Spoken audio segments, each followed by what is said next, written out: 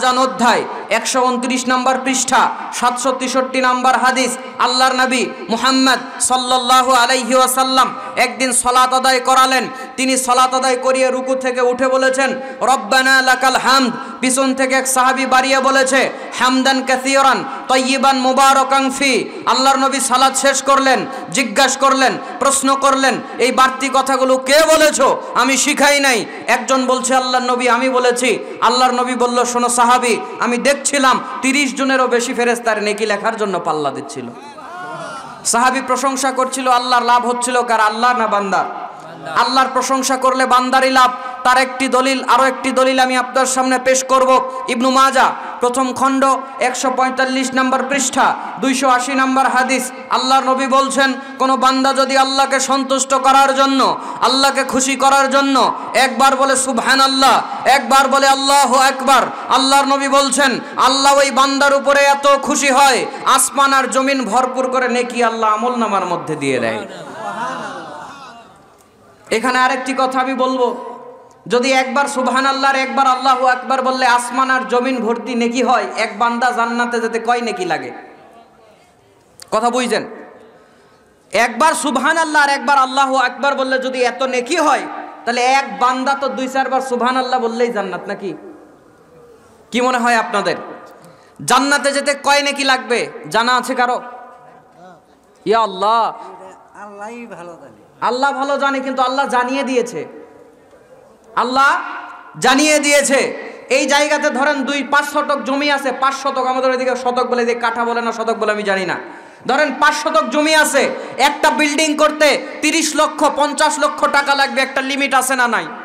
আপনার সামনে ক্ষুধা লেগেছে, খাবার দিয়েছে, বিরিয়ানি দিয়েছে, ভাত দিয়েছে, মাংস দিয়েছে, মাছ দিয়েছে, অসংখ্য খাবার আপনাকে দিয়েছে, সবই কি খান? খান না। কতটুকু খান? যতটুকু ক্ষুধা আছে অতটুকু খান। আপনি 30 দিন চাকরি করার পর 20,000 25,000 30,000 টাকা বেতন পান, একটা লিমিট আছে।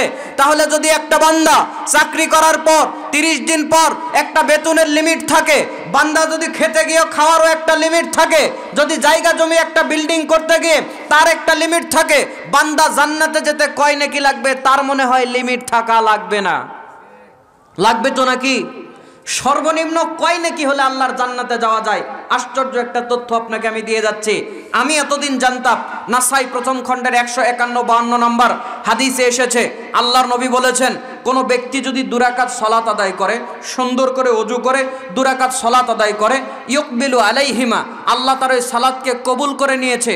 ওই সালাতটা বান্দা বিকলবিহি, অন্তর থেকে আদায় করেছে, ওয়া ওয়াজহিহি, আল্লাহর জন্য আদায় করেছে।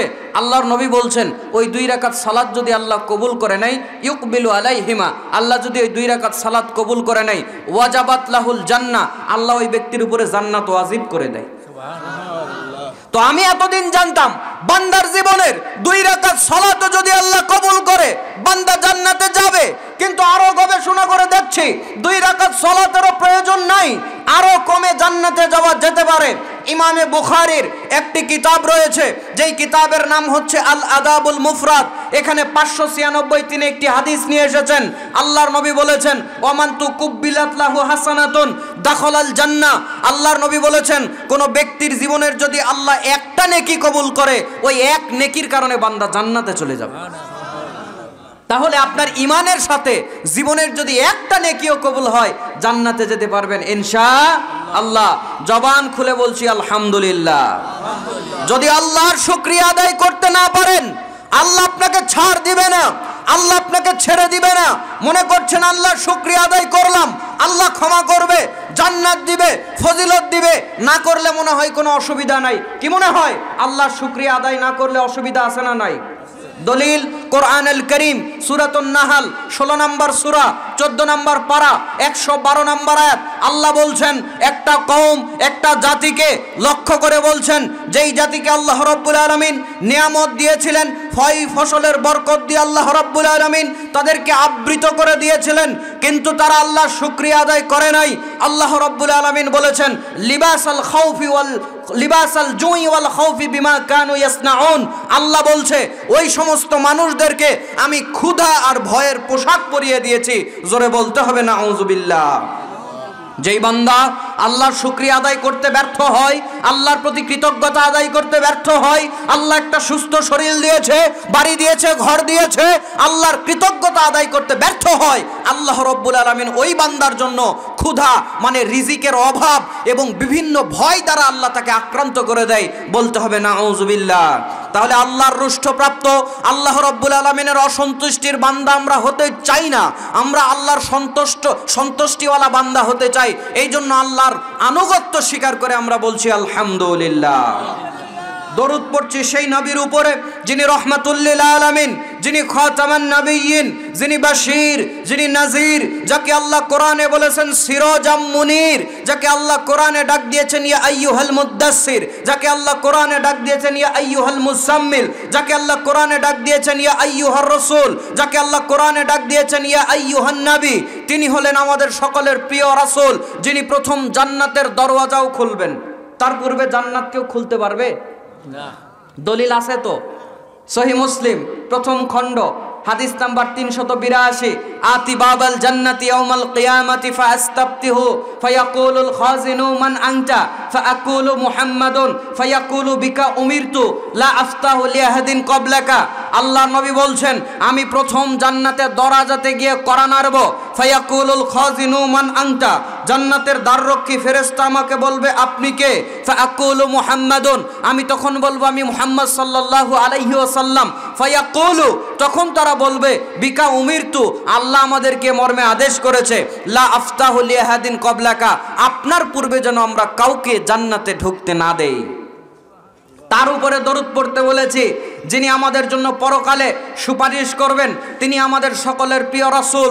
বলছি সবাই, তিনি হলেন মুহাম্মদ, সবাই বলছি সাল্লাল্লাহু আলাইহি ওয়াসাল্লাম। সবাই মুখই খোলে নাই। এটা যদি ভোটের মিছিল হতো, আপনার মুখ কি এইভাবে চলতো? ইমানদারির সাথে কালো আর মানুষ বলবেন, এটা যদি ভোটের মিছিল হতো এমন হয়তো? খালি আমার ভাই, তোমার ভাই, বল্টু ভাই, বল্টু ভাই, এক বল্টু বাবার ভাই, মায়ের ভাই, খালার ভাই, খালুর ভাই, আপন বেটাও ভাই ভাই বলে লাভ দেয়। ওই জায়গাতে আওয়াজ কি এই থাকতো না? কথা বলেন, থাকতো না। তো আপনি নেতার চাইতে, বল্টু ভাইয়ের চাইতে আল্লাহর নবীকে বেশি ভালোবাসার দরকার আছে না নাই? শুধু ভালোবাসতে হবে না, ঈমানের দাবি। আল্লাহর নবী বলছেন লা ইউমিনু আহাদুকুম হাত্তা আকুনা আহাব্বা ইলাইহি মিন ওয়ালিদিহি ওয়া ওয়ালাদিহি ওয়ান নাসি আজমাইন। আল্লাহর নবী বলছেন তোমরা ততক্ষণ পর্যন্ত ঈমানদার হতে পারবে না যতক্ষণ পর্যন্ত পৃথিবীর সবার চাইতে, তোমাদের বাবার চাইতে, মায়ের চাইতে, নেতার চাইতে আল্লাহর রাসূলকে বেশি ভালোবাসতে না পারবে। যদি আল্লাহর রাসূলকে ভালোবাসেন, ঈমানদার হিসেবে কারো কণ্ঠের মধ্যে জড়তা থাকবে না, হীনমন্যতা থাকবে না, কৃপণতা থাকবে না। সমস্ত কৃপণতা বাদ দিয়ে, জবানের জড়তা বাদ দিয়ে আল্লাহর রাসূলের উপরে স্বতঃস্ফূর্তভাবে দরুদ পড়ছি। সবাই বলছি সাল্লাল্লাহু আলাইহি ওয়াসাল্লাম। আল্লাহর রাসূলের উপরে দরুদ পড়লেও লাভ আছে না নাই? দলিল নাসাই 2 নম্বর খণ্ড 223 নম্বর পৃষ্ঠা হাদিস নাম্বার 1299। এই হাদিস মিশকাতুল মাসাবি 2 নম্বর খণ্ডের 921 নম্বর হাদিস। আল্লাহর নবী বলছেন মান সাল্লা আলাইয়া ওয়াহিদাতান সাল্লাল্লাহু আলাইহি আশরা, যে ব্যক্তি আমার উপরে একবার দরুদ পড়ে, আল্লাহর নবী বলছেন আল্লাহ তার উপরে 10 বার রহমত বর্ষণ করবেন। সুবহানাল্লাহ। হাদিসের ফজিলত পরের হাদিসে আরো বেশি আছে। নাসাই 2 নম্বর খণ্ড 223 নম্বর পৃষ্ঠা হাদিস নাম্বার 1300। এই হাদিস মিশকাতুল মাসাবি 2 নম্বর খণ্ডের 922 নম্বর হাদিস। আল্লাহর নবী এবার বাড়িয়ে বলছেন যে আমার উপরে একবার দরুদ পড়বে, আল্লাহ তার উপরে 10 বার রহমত বর্ষণ করবেন, আল্লাহ তার 10টা গুনাহ ক্ষমা করে দিবেন, আল্লাহ তার 10টা মর্যাদাকে বাড়িয়ে দিবেন। সুবহানাল্লাহ। সবাই বলছি সাল্লাল্লাহু আলাইহি ওয়াসাল্লাম। আপনারা বলতে পারেন হুজুর ডাইরেক্ট ওয়াজ শুরু করা কি বোঝেন না? রাতের 11টা বেজে গেছে, ডাইরেক্ট ওয়াজ শুরু করা কি আপনারা বোঝেন না? আল্লাহর প্রশংসা এদিকে একটু করছেন, রাসূলের উপরে দরুদ এদিকে একটু পড়ছেন, সরাসরি ওয়াজ করেন, সময় নাই। এরকম কথা আপনাদের বলার লোক আপনাদের মধ্যে থাকতে পারে। আমি যে এই যে শুরুতে আল্লাহর প্রশংসা করালাম, রাসূলের উপরে দরুদ পড়ালাম, এর পিছনেও দলিল আছে না নাই? ইমামে তিরমিজির একটা কিতাব রয়েছে সুনানুত তিরমিজি বা জামিউত তিরমিজি। এই কিতাবে তিনি একটি অধ্যায় নিয়ে এসেছেন, কিতাবুদ দাওয়া, দোয়া সমূহ অধ্যায় নামে একটা অধ্যায় নিয়ে এসেছেন। এখানে 3380-তে একটি হাদিস আবু হুরায়রা রাদিয়াল্লাহু তাআলা আনহু থেকে রিওয়ায়াত করা হয়েছে। আল্লাহ নবী বলেছেন, মা জালাসা কওমুন মাজলিসান লাম ইয়াযকুরুল্লাহা ফীহি ওয়া লাম ইউসাল্লু আলা নাবিয়্যিহিম ইল্লা কানা আলাইহিম তিরাতান ফা ইন শাআ আযাবাহুম ওয়া ইন শাআ গফারা লাহুম। আল্লাহর নবী বলছেন, নিশ্চয় লোকজনের একটা জনসমাগমের আয়োজন করলো, নিশ্চয় লোকজনের একটা বৈঠকের আয়োজন করলো, কিন্তু এই বৈঠকের মধ্যে লাম ইয়াযকুরুল্লাহা ফীহি, তারা ওই বৈঠকের মধ্যে আল্লাহর কোনো প্রশংসা করে নাই, ওয়া লাম ইউসাল্লু আলা নাবিয়্যিহিম, তারা ওই বৈঠকের মধ্যে আল্লাহর রাসূলের উপরে কোনো দরুদ পড়ে নাই। আল্লাহর নবী বলেছেন, ইল্লা কানা আলাইহিম তিরাতান, তাদের সকলের জন্য ওই বৈঠকটা ক্ষতির কারণ হবে। আল্লাহর নবী তারপরে বলছেন, ফা ইন শাআ আযাবাহুম ওয়া ইন শাআ গফারা লাহুম, আল্লাহ চাইলে তাদের মাফও করতে পারে, আল্লাহ চাইলে তাদের শাস্তিও দিতে পারে। তাহলে আমার ভাইরা, আমার বন্ধুগণ, রাসূলের উপরে দরুদ পড়া, আল্লাহর উপরে প্রশংসা করার দরকার। জোরে বলতে হবে, আছে না নাই? আমি করে নিয়েছি ভাইজান। আমি ডানে বামে কথা বলবো না, সরাসরি আলোচনা একটা টপিকের উপরে করব। কিন্তু ভাই আমাকে একটু সেটিং ফিটিং করে নিতে দেন, আস্তে আস্তে বলি, ধীরে ধীরে শোনেন নাকি? সবার জন্য ওয়াজ হবে। মা বোনেরাও লম্বা সময় ধরে বসে আছে, দেখলাম মহিলা প্যান্ডেল আছে, তাদের জন্য আমি কিছু ওয়াজ করব। সবার জন্য ওয়াজ হবে ইনশাআল্লাহ, কারণ তাদের জন্য ওয়াজ করা দরকার। তারাই আমাদের দেশের বারবার নির্বাচিত সরকার, ক্ষমতায় আসতেছিল বারবার, আর আপনাকে আমাকে জ্বালায় পোড়ায় করতেছিল সরকার।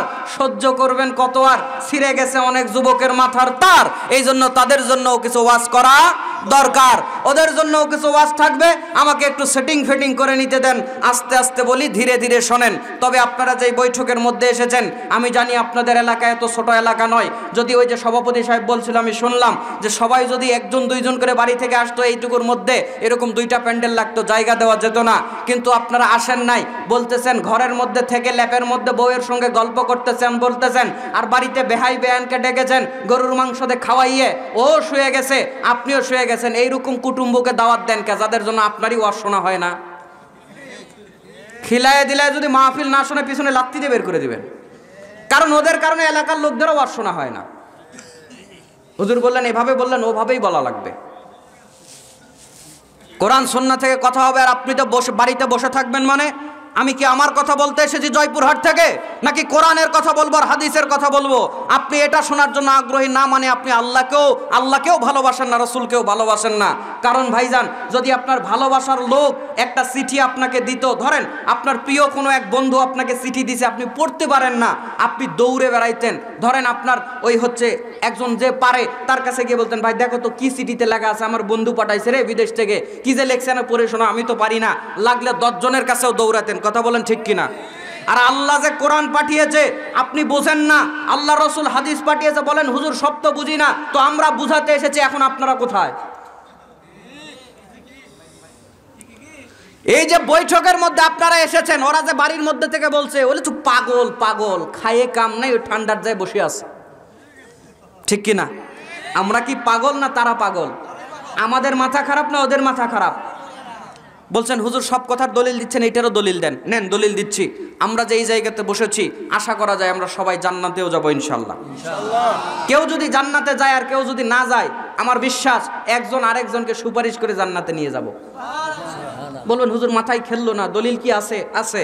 ইবনু মাজা প্রথম খণ্ড ভূমিকা পর্ব হাদিস নাম্বার 60, হাদিসের রাবি আবু মুসা আবু সাইদ খুদরি রাদিয়াল্লাহু তাআলা আনহু, তিনি বলছেন, ইজা খাল্লাসাল্লাহুল মুমিনিনা মিনান নার ওয়া আমিনু ফামা মুজাদালাতু আহাদিকুম লি সাহিবিহি ফিল হাক্কি ইয়াকুনু লাহু ফিদ দুনিয়া শাদ্দা মুজাদালা মিনাল মুমিনিনা লিরাব্বিহিম ফি ইখওয়ানিহিম আল্লাযীনা উদখিলুন নার ক্বালু ইয়াকুলুনা রাব্বানা ইখওয়ানুনা কানু ইউসাল্লুনা মা'ানা ওয়া ইয়াসুমুনা মা'ানা ওয়া ইয়াহুজ্জুনা মা'ানা ফাআদখালতাহুমুন নার। আল্লাহর নবী বলছেন, হাসরের ময়দানে কতক বান্দাকে আল্লাহ রাব্বুল আলামিন জাহান্নাম থেকে মুক্ত করে দিবেন। এই বান্দা যাদেরকে আল্লাহ জাহান্নাম থেকে মুক্ত করে দিলেন, বলছেন যাও তোমরা জান্নাতে চলে যাও, দিলাম তোমাদেরকে জান্নাত দিয়ে দিলাম। কিন্তু এরা জান্নাতের দরওয়াজাতে গিয়ে জান্নাতে প্রবেশ করে না, উল্টা এসে আল্লাহকে কি জানি বলছে। কি বলছে? আল্লাহর নবী বলছেন, কারা বলবে? মিনাল মুমিনিনা, ইমানদাররা বলবে। কাকে বলবে? লি রব্বিহিম, তাদের রবকে বলবে। কি ব্যাপারে বলবে? ফি ইখওয়ানিহিম, তাদের ওই সমস্ত ভাইদের সম্পর্কে বলবে। আল্লাযীনা উদখিলুন নার, আল্লাহ যাদেরকে অলরেডি জাহান্নামে ঢুকিয়ে দিয়েছে। এতটুকু কি বুঝলেন? কতক মানুষকে আল্লাহ জান্নাত দিয়ে বলছে যাও জান্নাতে যাও, এরা জান্নাতে যায় না। আল্লাহকে বলছে আল্লাহ না, আমরা জান্নাতে যাব না। কেন রে জান্নাতীরা, জান্নাতে যাবি না কেন? জান্নাতে ঢুকিস না কেন? যা, তোদেরকে তো জান্নাত দিয়ে দিলাম, জান্নাতে প্রবেশ কর। তারা আল্লাহকে বলবে আল্লাহ আমরা শুধু শুধু জান্নাতে যাব না। কেন? বলছে আমাদের কিছু ভাই বন্ধু, ওদেরকে আমরা জাহান্নামের মধ্যে দেখতে পাচ্ছি, ওদেরকে ছাড়া আমরা জান্নাতে যাব না। সুবহানাল্লাহ বললেন না? ক্বালু ইয়াকুলুনা, আল্লাহর নবী বলছেন তারা বলবে, ইয়াকুলুনা জমার সিগা আছে। এইরকম কত সংখ্যক লোক থাকবে এটা কে ভালো জানে? কে ভালো জানে? আল্লাহই ভালো জানে। আল্লাহর নবী বলছেন কত ওই লোকগুলো, ওই অসংখ্য লোকগুলো আল্লাহকে এবার যুক্তি দিবে। আল্লাহকে বলবে রব্বানা, প্রতিপালক, ইখওয়ানুনা, আমাদের ওই সমস্ত ভাই যাদেরকে আপনি জান্নাতে দিয়েছেন, জাহান্নামে দিয়েছেন, কানু ইউসাল্লুনা মাআনা, ও আল্লাহ আমরা একসাথে সালাত আদায় করতাম, ওয়ায়াসুমুনা মাআনা, আমরা একসঙ্গে সিয়াম পালন করতাম। একসঙ্গে সিয়াম পালন করতাম মানে একসঙ্গে তারাবি পড়তাম, একসঙ্গে সিয়াম পালন করতাম মানে একসঙ্গে ইফতার করতাম। ও আল্লাহ আমাদেরকে জান্নাত দিলেন, ওদেরকে জাহান্নাম দিয়ে দিলেন। আবার আল্লাহকে বলবে ওয়ায়াহুজ্জুনা মাআনা, ও আল্লাহ আমরা একসাথে হজ করেছি। দেখবেন যখন হজে যায়, উমরাতে যায়, আপনজন ভাই বাদার বন্ধুদেরকে বলে নিয়ে একসাথে যাওয়ার চেষ্টা করে যে চলো একসাথে যাই, একটু সুবিধা হবে, ভালো সুবিধা পাওয়া যাবে, মজা হবে। জোরে বলেন ঠিক কিনা? তো আল্লাহকে বলবে আল্লাহ একসঙ্গে সালাত আদায় করলাম, একসঙ্গে সিয়াম পালন করলাম, একসঙ্গে হজ পালন করলাম, আমরা জান্নাতে ওরা জাহান্নামে। না আল্লাহ হবে না, ওদেরকেও জান্নাতে দেন আল্লাহ, ওদেরকেও জান্নাতে দেন আল্লাহ। আসাদ্দা মুজাদালা, আল্লাহর সঙ্গে বারবার কথা হতে থাকবে। আল্লাহ এক পর্যায়ে বলবেন ঠিক আছে, ইজহাবু, ও জান্নাতীরা যাও, ফাআখরিজু, বের করে আনো, মান আরাফতুম মিনহুম, তোমরা জাহান্নামের মধ্যে যাদের যাদেরকে চেনো আমি আল্লাহ পারমিশন দিলাম তাদেরকে জাহান্নাম থেকে বের করে নিয়ে আসো। তাহলে ভালো মানুষদের সঙ্গে যতক্ষণ থাকবেন, আপনি যদি জাহান্নামেও যান, ওরা আপনাকে পরকালে আল্লাহর কাছে সুপারিশ করে করে জান্নাতে নিয়ে যাবে। আরেকটা ফজিলত বলেই সামনে চলে যাবো। এই যে মাহফিলে এসেছেন, আপনাদের আমি জানি শীতে কষ্ট হচ্ছে, অত ভালো পরিবেশ দেওয়া হয় নাই, আমি জানি আপনাদের কষ্ট হচ্ছে। অনেকে টাকা ব্যয় করে এসেছেন, রাত্রের ঘুমটা নষ্ট করতেছেন, কেউ চাকরি থেকে এসেছেন, কেউ ব্যবসা থেকে এসেছেন, কেউ হাড় ভাঙা খাটুনি করে এসেছেন, তারপরেও এখানে এসে বসেছেন। আমার আল্লাহ কি এটা দেখে না? দেখে না? শোনেন, আল্লাহর একটা নাম হচ্ছে শাকুর, আল্লাহর একটা নাম হচ্ছে শুকরিয়া আদায়কারী, আল্লাহর একটা নাম হচ্ছে কৃতজ্ঞতা প্রকাশকারী, আল্লাহর একটা নাম হচ্ছে গুণগ্রাহী, আল্লাহর একটা নাম হচ্ছে থ্যাংক ইউ প্রদানকারী, আল্লাহর একটা নামই হচ্ছে শাকুর। তিনি বান্দাদের প্রত্যেক ভালো কাজকে গ্রহণ করেন, আল্লাহ প্রত্যেক বান্দার ভালো কাজকে গ্রহণ করেন। শোনেন শোনেন, আপনাকে একটা উদাহরণ দেই। একটা পতিতা মহিলা কুকুরকে পানি পান করিয়ে জান্নাতে গিয়েছে, বুখারীর হাদিস, জানা আছে তো আপনাদের? আপনাদের মনে কি কোনোদিন প্রশ্ন এসেছে এই মহিলাটা সারা জীবন বেহায়াপনা করলো, পতিতাপনা করলো, একদিন কুকুরকে পানি পান করালো, আল্লাহ জান্নাত দিয়ে দিল, কি করলো এটা? কোনোদিন মাথায় প্রশ্ন এসেছে? আসে নাই, ভাবেন নাই। কেন দিল? আপনি না ভাবলেও আমাকে এই হাদিস ভাবতে বাধ্য করেছে। এই মহিলা সারা জীবন পতিতালয়ে কাজ করলো, শরীর পতিতাবৃত্তি করলো, শরীর বিক্রি করলো, একবার কুকুরকে পানি পান করিয়েছে, আল্লাহ বলছে জান্নাত। এই সুবহানাল্লাহ বন্ধ বলেই আপনারা শেষ। কোনোদিন গবেষণা করেননি কেন দিল? ওই হাদিসটা আপনার জানা আছে।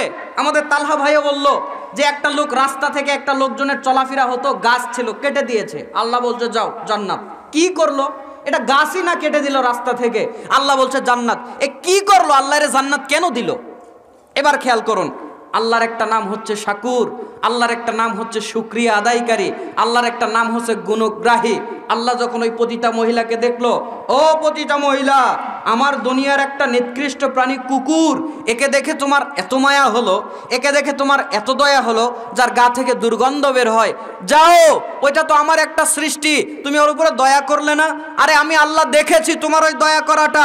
আমার আল্লাহ বলছে আমার একটা নাম তো শাকুর, শুকরিয়া আদায়কারী। তুমি যে আমার সৃষ্টিকে পানি পান করালে, তোমার তো একটা শুকরিয়া আদায় করা উচিত, তোমাকে তো একটা ধন্যবাদ দেওয়া উচিত, তোমার তো একটা কৃতজ্ঞতা প্রকাশ করা উচিত। তো ব্যক্তি যত বড় হয়, পার্সন যত বড় হয়, তার উপহার দেওয়া কম, ছোট না বড়? বড়। ছোট না বড়? বড়। তো ওই বান্দি যখন পানি পান করেছে, আল্লাহ বলছে তোকে তো কিছু উপহার দেওয়া দরকার, তোর তো কিছু কৃতজ্ঞতা আদায় করা দরকার। আল্লাহ রাব্বুল আলামিন বলছে যা, কৃতজ্ঞতা স্বরূপ তোকে ক্ষমা করে জান্নাত দিয়ে দিলাম। সুবহানাল্লাহ। এটা আল্লাহর ধন্যবাদ আদায় করা। আল্লাহ এটা ধন্যবাদ স্বরূপ ওকে মাফ করেছে, ওই পানি খাওয়ানোর জন্য নয়। আল্লাহর নাম শাকুর, ওই শাকুর নামের বরকতেও মাপ পেয়েছে। আল্লাহ বললো যে তুই পানি পান করালি, তোর এর জন্য কি আমি তোকে ধন্যবাদ দিব। আল্লাহ তো বলছে দুনিয়ার মানুষ উপহার দিলে তো এমপি সাহেব দিলে, এমপি সাহেবের যত বড় অনুদান, মেম্বারের যত বড় অনুদান, চেয়ারম্যানের অনুদান এর চেয়ে বড়, চেয়ারম্যানের যা অনুদান, এমপির অনুদান এর চেয়ে বড়, প্রধানমন্ত্রীর অনুদান এর চেয়ে বড়, ঠিক না? তো আল্লাহ তো সবার চাইতে বড়। আল্লাহ বলছে তোরে কি উপহার দেওয়া যায়, জীবনে অনেক গুনাহ আছে না তোর, যা সব মাফ করে তোরে জান্নাত দিয়ে দিলাম। আল্লাহর একটা নাম শাকুর, শুকরিয়া আদায়কারী। ওই যে লোকটা গাছ কেটে দিল, কেন দিল? লোকজনের হাঁটতে কষ্ট হবে তাই। আল্লাহ বলছে ও বান্দা, গাছ যে কাটলি কি জন্য কাটলি? আল্লাহর বান্দা এই জন্য কেটেছে যে লোকজনের চলতে অসুবিধা হবে, কষ্ট হবে। আল্লাহ দেখে বলছে বান্দা তোর মনে এতনি দয়া আমার বান্দা বান্দিদের জন্য, ওদের হাঁটতে কষ্ট হবে, চলতে কষ্ট হবে, এই জন্য গাছটা কেটে দিলি। আরে যা, তোরে তো একটা ধন্যবাদ দেওয়া দরকার, কৃতজ্ঞতা প্রকাশ করা দরকার, তোকে এটা একটা থ্যাংক ইউ জানানো দরকার। তোরে কেমনে থ্যাংক ইউ জানা যায়? যা, তোরে জান্নাত দিয়ে ধন্যবাদ দিলাম। কারণ তার একটা নাম হচ্ছে শাকুর, শুকরিয়া আদায়কারী। আমি এতগুলো কথা কেন বললাম? আপনারা যে কষ্ট করে মাহফিলে এসেছেন, আমার আল্লাহ দেখে না? কেন আমার আল্লাহ বলতে পারে না কালোহার মানুষ ওই ঠান্ডার মধ্যে মাহফিলে গিয়ে বসেছিল একজন অসুস্থ শরীর নিয়ে?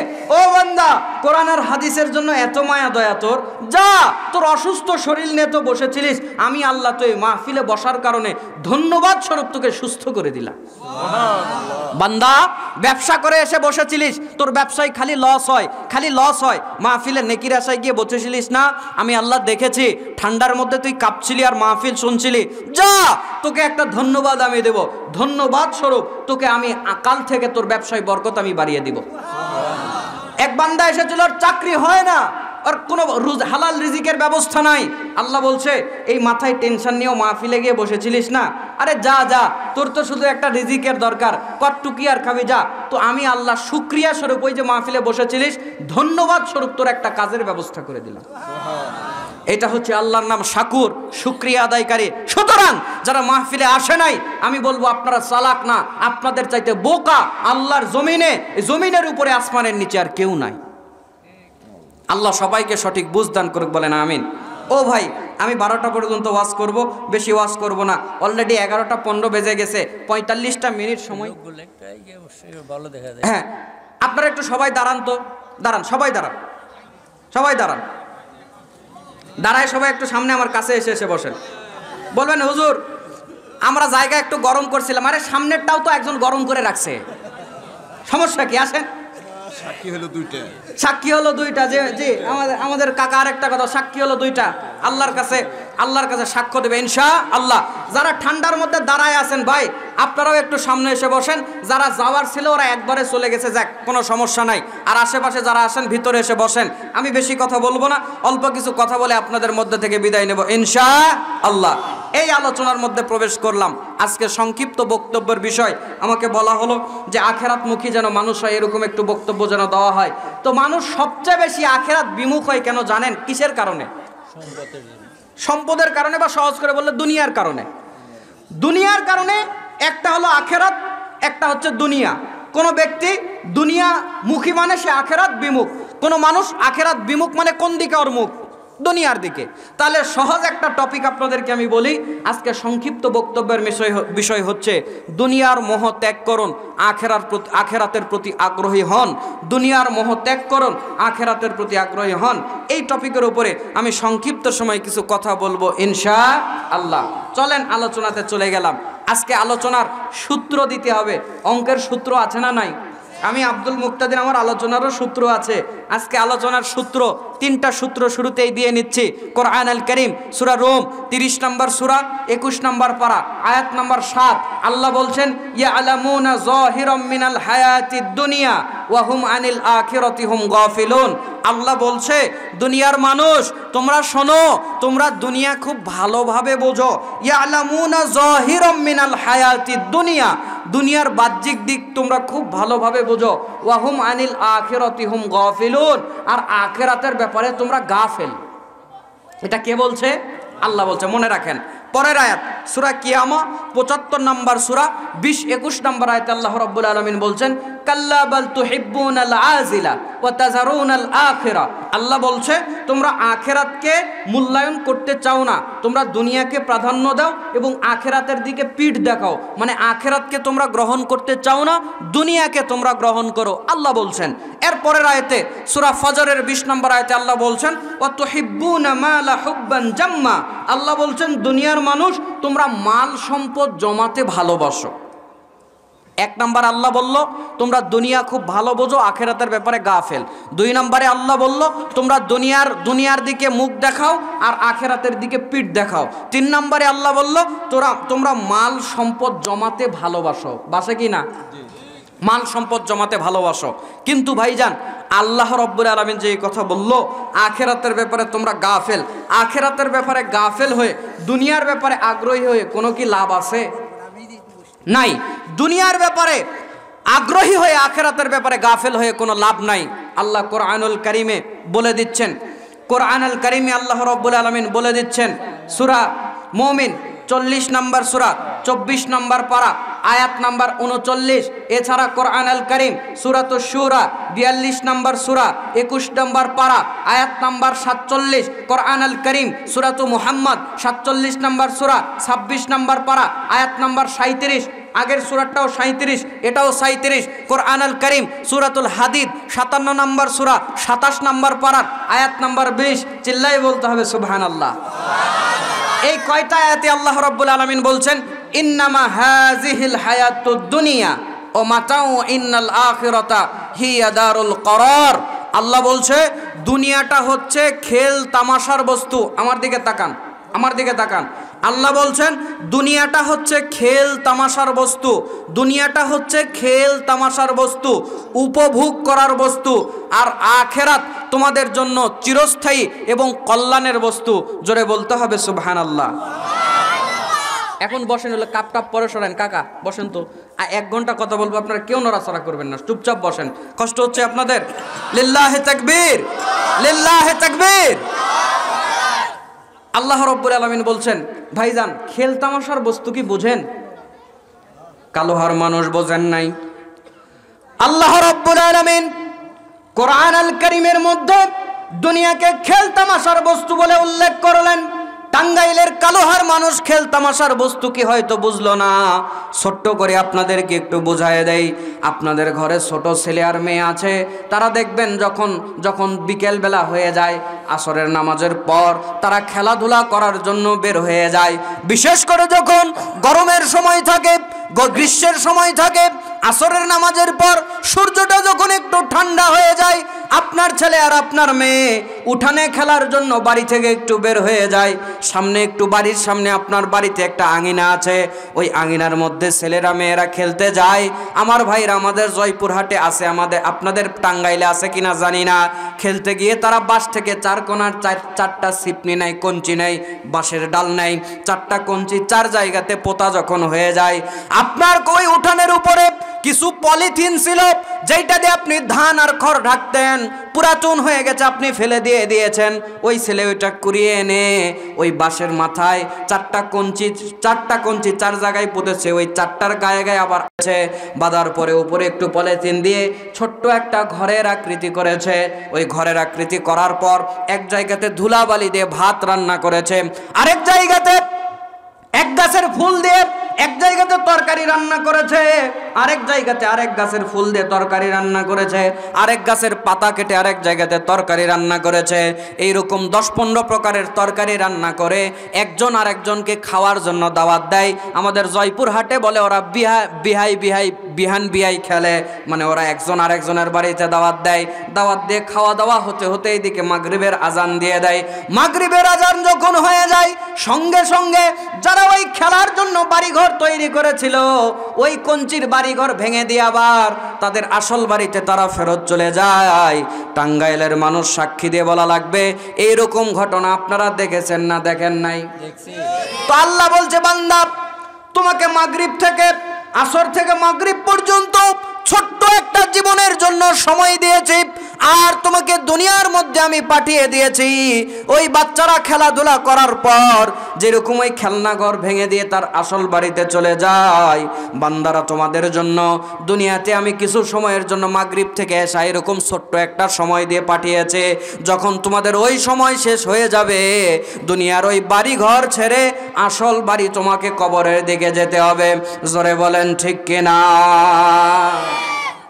কোরআনে আল্লাহ এই কথাই বলছেন, খেল তামাশার বস্তু।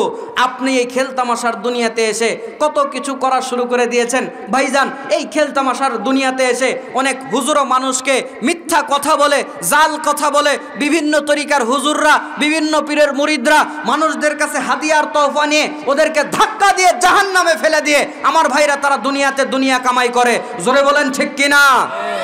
জাল হাদিস বলে না, কি জন্য বলে? জাল হাদিস বললে মানুষের একটু মন মনে হয় ভালো, একটু নরম হয়, হুজুরের ওয়াজ পছন্দ করে, এই জন্য জাল হাদিস হুজুর শুনিয়ে যায়। আর আপনারাও চোখের পানি ছেড়ে দিয়ে, চোখে যত পানি আসলো হুজুরের ওয়াজ শুনে সব ছেড়ে দেয়। আসলে হুজুর যে বলছে জাল হাদিস, এটার খেয়াল নাই। এই যে হুজুররা মিথ্যা কথা বলে বলে আপনাকে জাহান্নামের দিকে দিচ্ছে, ওরা কিন্তু বোঝে না। কি কোন বোঝে না? আল্লাহর নবী এদের ব্যাপারে সাবধান করেছে। মিশকাতুল মাসাবি প্রথম খণ্ডের 153-54 নম্বর হাদিস, আল্লাহর নবী বলেছেন, ইয়াকুনু ফি আখির জামানি দাজ্জালুনা কাযাবুন ইয়াতুনাকুম মিনাল আহাদিস বিমা লাম তাসমাউ আনতুম ওয়ালা আবাউকুম ফাইয়াকুম ওয়া ইয়্যাহুম লা ইউদিল্লুনাকুম ওয়া লা ইফতিনুনাকুম। আল্লাহর নবী বলছেন, অচিরেই তোমাদের মধ্যে এমন একটা সময় আসবে যেই সময়ের মানুষদের উত্তম সম্পদের নাম হবে কয়েকটা। যেই সময় আল্লাহ নবী বলছেন এমন একটা সময় তোমাদের মধ্যে আসবে যেই সময় হুজুররা, মানুষরা তোমাদেরকে এমন কথা শোনাবে, আনতুম ওয়ালা আবাউকুম, তোমরা ওই কথা কোনোদিন শোনো নাই, তোমাদের বাপদাদারা ওই কথা কোনোদিন শোনে নাই। আল্লাহর নবী বলেছেন ওই সমস্ত মানুষদের কাছ থেকে তোমরা দূরে থাকো, তাদেরকে তোমাদের কাছ থেকে দূরে রাখো, তারা যেন তোমাদেরকে ক্ষতি করতে না পারে, তারা যেন তোমাদেরকে জাহান্নামে নিয়ে যেতে না পারে। হুজুররা আপনাকে জাহান্নামে জাল হাদিস বলে নিয়ে যায় না, বলে মায়ের চেহারার দিকে তাকালে কবুল হজের নেকি পাওয়া যায়। এরকম কথা আপনারা শুনেছেন না শোনেন নাই? মায়ের চেহারার দিকে তাকালে কি আসলেও কবুল হজের নেকি হয়? হাদিসটি হুজুরদের মুখে শোনেন নাই, সত্য বলবেন। ওয়াজে শোনেন নাই মায়ের দিকে তাকালে কবুল হজের নেকি হয়, কথা কি ঠিক? জাল হাদিস, জাল হাদিস তো বলে আবার গানও বানাইছে, তোরা দেখবি যারা খোদার ঘর আপন মায়ের দিকে নজর কর, তোরা দেখবি যারা খোদার ঘর আপন মায়ের দিকে নজর কর, মায়ের দিকে চাইলে ছেলের হবে একটা হজ আকবর, আপন মায়ের দিকে নজর কর। সুবহানাল্লাহ না নাউজুবিল্লাহ? আপনাকে ধোকা দিয়ে বোকা বানিয়ে জাহান্নামে নিয়ে যাচ্ছে। আর একদল আবার বলছে আব্দুল কাদের জিলানী মায়ের পেট থেকে 18 পারা কোরআন মুখস্থ করে বের হয়েছে। সুবহানাল্লাহ না নাউজুবিল্লাহ? সুবহানাল্লাহ না নাউজুবিল্লাহ? আল্লাহ কোরআনুল কারীম সূরা নাহাল 16 নম্বর সূরা 14 নম্বর পারা 78 নম্বর আয়াত আল্লাহ বলছেন, আল্লাহু আখরাজাকুম মিন বুতুনি উম্মাহাতিকুম লা তা'লামুনা শাইয়া। আল্লাহ বলছে তোমাদেরকে তোমাদের মায়ের পেট থেকে বের করেছে এমন অবস্থায় যে তোমরা কিছুই জানতে না। তো আল্লাহ বলছে কিছু জানতে না, আব্দুল কাদের জিলানী 18 পারা কোরআন কেমনে নিয়ে আসে? আর ওইটা বলেন আর সুবহানাল্লাহ বলেন আপনি। আবার বলে কি ভাই, সেই দিন বাজারে একটা লোক বলছে যে যারা বাগদাদ শহরে মরবে ওদের কবরে কোনো আযাব হবে না। আমি কই কিরি, বাগদাদ শহরে মরবে কবরে কোনো আযাব হবে না? আমার এক বরাব্বা আছে, কথাটা ধরলো, ধরে বলছে এই ভাই তুমি এই কথা কেমনে কও, বাগদাদ শহরে যে মরবে কবরের আযাব হবে না? তো ওই নিয়ে এখন ঘটনা শোনাচ্ছে। ঘটনা কি? ঘটনা হলো এই, আব্দুল কাদের জিলানী যেদিন মরে গেছিল কবরের মধ্যে মুনকার নাকির গিয়ে সালাম দেয় নাই। কি দেয় নাই? মুনকার নাকির গিয়ে কি করে নাই? সালাম দেয় নাই। আব্দুল কাদের জিলানীর রাগ হয়ে গেছে, দুইজনকে হাত পাও বেঁধে কবরের মধ্যে আটকে রেখেছে। উনি ঘটনা বলছে। তো আটকায় রাখছে, এখন প্রত্যেক দিন মিনিটে মিনিটে পুরা বিশ্বে মানুষ মরতেছে না, মুনকার নাকির কই কেউ আর খবর পায় না, আল্লাহও জানে না নাকি ফেরেশতারাও জানে না। মুনকার নাকির কই, মুনকার নাকির কই, এত লোক মরে যায় কবরে আটকায় আছে, সবাই প্রশ্ন উত্তর হয় না, সব তো আটকে পড়ে আছে, কি করা যাবে কি করা যাবে? জিবরিল আমিন আল্লাহকে গিয়ে বলছে, আল্লাহ মুনকার নাকিরকে আব্দুল কাদের জিলানী কবরে বেঁধে রেখেছে। কেন? বলে গিয়ে সালাম দেয় নাই তাই। তো বলছে তাড়াতাড়ি ওরে সারায় নিয়ে আসো। কেন? এতগুলা লাশ, প্রশ্ন উত্তর কখন হবে? যাও যাও, কি বলে শোনো। গিয়ে বলছে আব্দুল কাদের জিলানী ওরা না হয় বেয়াদবি করেছে, ছেড়ে দেন। তো ছেড়ে দেন, ঠিক আছে ছেড়ে দেবো এক শর্তে। কি শর্ত? বলে বাগদাদের মাটিতে যারা মরবে আর কবর দেওয়া হবে একটারও কবরের আযাব দেওয়া হবে যাবে না। হ্যাঁ, মুনকার নাকির প্রশ্ন উত্তর যেন নিতে না আসে, এটা যেন না আসে, আল্লাহর কাছে যাও। আল্লাহর কাছে গেছে জিবরিল আমিন, আল্লাহ বলছে ঠিক আছে, ওইটা যা বলছে ওইটাই মেনে নাও, তাড়াতাড়ি ওকে এটা ছাড়াও, অতগুলা লাশ জমা হয়ে পড়ে আছে। তো আল্লাহ বলছে আব্দুল কাদের জিলানী, তুমি শুধু বাগদাদের মাটি না, যদি পুরা বিশ্বের সবার জন্য বলতে যে কবরের শাস্তি দেওয়া যাবে না, আল্লাহ বলছে যে আব্দুল কাদের জিলানী তোমার ওইটাই আমি মেনে নিতাম। সুবহানাল্লাহ না নাউজুবিল্লাহ। আচ্ছা, এখানে আমার একটা প্রশ্ন, আল্লাহর সঙ্গে ঘটনা ঘটলো, জিবরিল আমিন মাঝখানে থাকলো, আব্দুল কাদের জিলানী কবরিতে, মুনকার নাকিরও কবরেতে, কথা কি আমার বুঝতে পারছেন? এই ঘটনা বাইরে আসলো কেমন করে? আমার কথা বোঝেন। কবরে আব্দুল কাদের জিলানী, ফেরেশতাও কবরে, বান্দা ওইদিকে জিবরিল আমিন, ওইদিকে আল্লাহ। তো এই ঘটনা কবর থেকে বের হলো কেমন করে? ওই একটা প্রশ্ন করছে, ওই সৌ মেরে ওখান থেকে চলে গেছে, আর কিছু বলে নাই। বলছে তোমাদেরকে সাইজ করতে আমাদের একটা প্রশ্নই যথেষ্ট, কথা বলেন ঠিক কিনা? আবার বলছে আব্দুল কাদের জিলানী ভাজা ডিমের মধ্যে তাজা বাচ্চা ফুটাই দিছে। জীবন দেয় কে? মৃত্যু দেয় কে? যদি কোন মরা ডিম মানে ভাজা ডিমের মধ্যে বাচ্চা ফুটাই দিছে, তাহলে আল্লাহকে কি আপনি জীবনদাতা মৃত্যুদাতা বলে মানলেন? ইমান আছে না গেল? আবার বলছে ভাজা ডিমে তাজা বাচ্চা দিলেন গো ফুটাইয়া, আমার বড় পীর আউলিয়া। ভাজা ডিমে তাজা বাচ্চা দিলেন গো ফুটাইয়া, আবার বাচ্চাই তাজিম করে বড় পীরকে চিউ চিউ করিয়া, বাচ্চাই তাজিম করে বড় পীরকে চিউ চিউ করিয়া। ভাজা ডিমে তাজা বাচ্চা দিলেন গো ফুটাইয়া, আমার বড় পীর আউলিয়া। ভাজা ডিমে তাজা বাচ্চা দিলেন গো ফুটাইয়া। সুবহানাল্লাহ না নাউজুবিল্লাহ? সুবহানাল্লাহ না নাউজুবিল্লাহ? এই সমস্ত আকীদার বিরুদ্ধে যারা কথা বলবে, মুসলিম উম্মার ঈমান আকীদা নিয়ে খেলবে, তাদের সঙ্গে আমাদের কোনো আপোষ নাই, কথা বলেন ঠিক কিনা? কিছুদিন আগে এদের মাজার ভেঙেছিল, কলিজায় আগুন লেগে গেছে। কি লেগে গেছে? কলিজায় আগুন লেগে গেছে। এই যে ময়মনসিংহ কিছুদিন আগে ফুলপুর না কোথায় একটা জায়গাতে কোনো একটা বাবার দরবার ভেঙে দিয়ে ডেক্সি মেক্সি সব নিয়ে গেছে, সব হুজুররা গিয়ে হাজির হয়েছে। হ্যাঁ, আমাদের বাবার দরবার ভেঙে দিয়ে চলে গেছে। তো তোর বাবার বলে বহু পার, কবর থেকে বের হয়ে কিছু করতে পারলো না, ঠিক কিনা বলেন? তোদের শরম হওয়া দরকার। ওর কাছে গিয়ে তোরা চাস, ওর বাবা ওর নিজের মাজারই ঠিক রাখতে পারলো না। তোদের মতো বোকার আল্লাহর জমিনে কেউ নাই। এজন্য আমি এদের জন্য আমি বলি, খাজার নামে মাজার করে দেখাই যারা খাজার শান, দিনে করে ভণ্ডামি আর রাত্রে মারে গাজায় টান, ঠিক কিনা বলো? এত ছোট আওয়াজে মানি না, জোরে বলতে হবে ঠিক কিনা? খাজার নামে মাজার করে দেখাই যারা খাজার শান, দিনে করে ভণ্ডামি আর রাত্রে মারে গাজায় টান, দিনে করে ভণ্ডামি আর রাত্রে মারে গাজায় টান। দাড়ি টুপি নাইকো তাদের, আছে শুধু চুল, সুন্নাতের খবর নাই সে আশিকে রাসূল।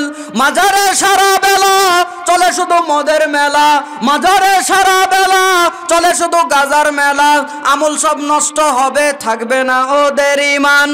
ওরা দিনে করে ভণ্ডামি আর রাত্রে মারে গাজায় টান, দিনে করে ভণ্ডামি আর রাত্রে মারে গাজায় টান।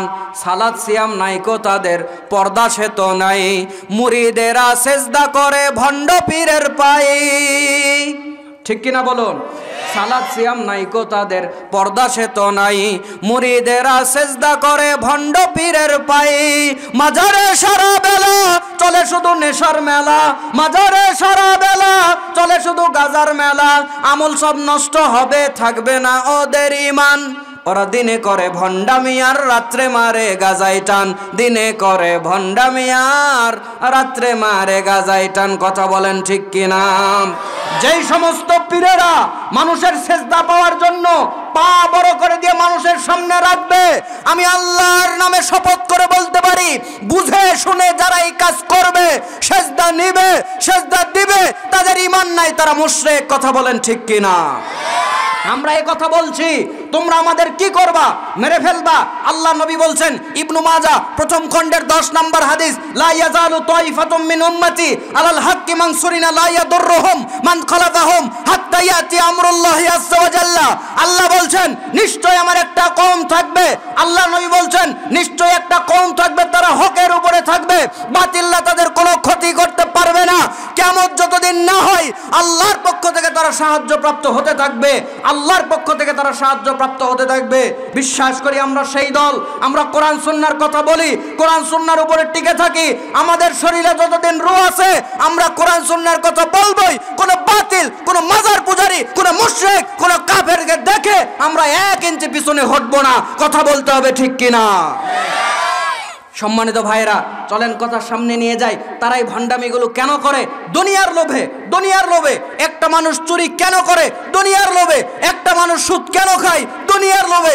একটা মানুষ হারাম কেন খায়? দুনিয়ার লোভে। আজকে একটা নিউজ আমি দেখলাম ফেসবুকে, আমার একজন পরিচিত ভাই, ওরই একটা ভাই ঢাকাতে ঘুরতে গেছে। ঢাকার একটা জায়গাতে লোকজন ডাকাতি করে নিয়ে এই মাথার এই জায়গাতে একটা ছুরি ঢুকায় দিছে ওই ছিনতাইকারীরা। ছেলেটাকে বাঁচাতে পারে নাই। লোকজন এই হারাম কাজগুলো কেন করে?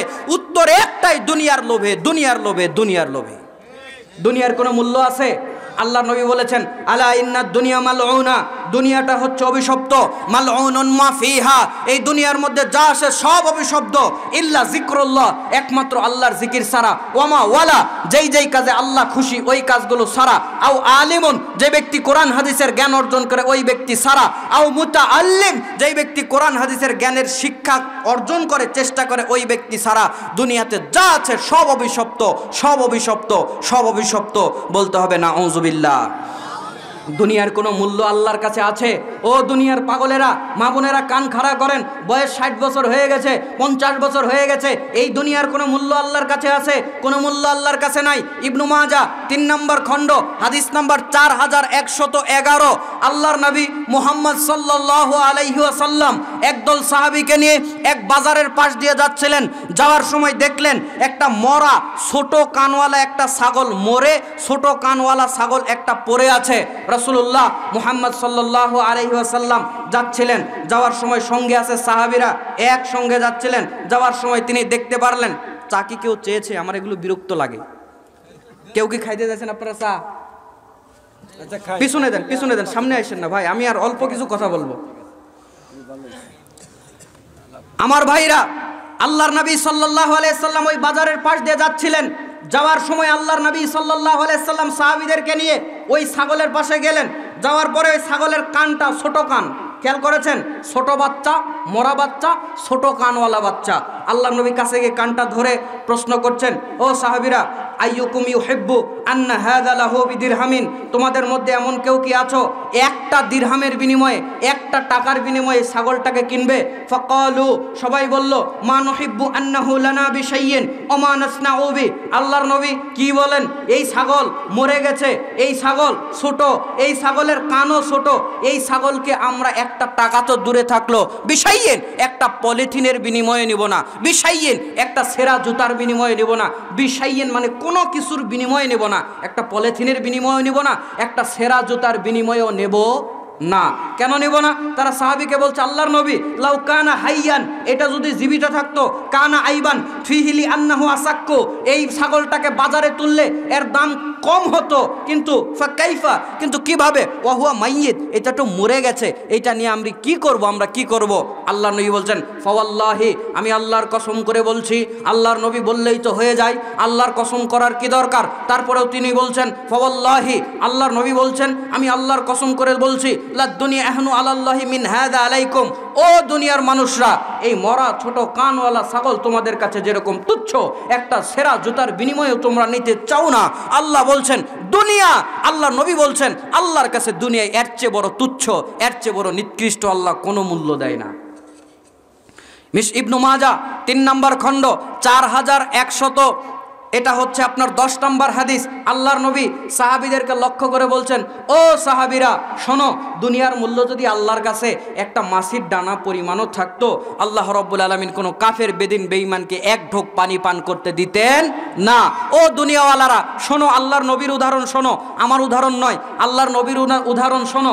ইবনু মাজাহ 3 নম্বর খণ্ড, হাদিস নাম্বার 4108, রাসূলুল্লাহ সাল্লাল্লাহু আলাইহি ওয়াসাল্লাম সাহাবীদেরকে লক্ষ্য করে বলছেন, ও সাহাবীরা সাহাবীরা, মা মাসালুদ দুনিয়া ফিল আখিরাহ ইল্লা মাসালুমা ইয়াজআলু ইসবাআহু ফিল ইয়াম্মি ফালিয়ানজুর বিমা ইয়ারজি।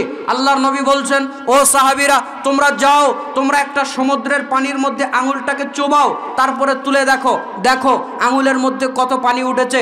যতটুক পানি উঠেছে ওইটা হচ্ছে তোমার দুনিয়া, আর পুরা সমুদ্র হচ্ছে তোমার আখিরাত। জোরে বলতে হবে সুবহানাল্লাহ। উদাহরণটা খেয়াল করেন ভাই, আপনি একটা গ্লাস নেন, পরে সমুদ্র, পরে একটা গ্লাস নেন, বড় এক গ্লাস পানি নেন, আঙুলটাকে চুবান, তুলে দেখবেন শেষ এক বিন্দু ছোট্ট পানি আপনার আঙুলের মাথা দিয়ে পড়বে। আল্লাহর নবী বলছেন ওই এক ফোঁটা পানি হচ্ছে তোমার দুনিয়া। গ্লাসের মধ্যে নয়, সমুদ্রের মধ্যে ডুবিয়ে তোলো, আর তুলে দেখো কতটুকু তুলতে পেরেছে।